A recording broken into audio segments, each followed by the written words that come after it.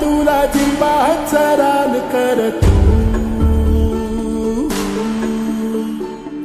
पेटून राहू भार वादळ वाऱ्यात तू ऍडव्हान्सची लोक आपल्यासाठी करताय त्याला माहिती एकदा माहिती मिळाली की आपण आपल्या वावरात हे धरणीची हाल तुला जीवात रान कर तू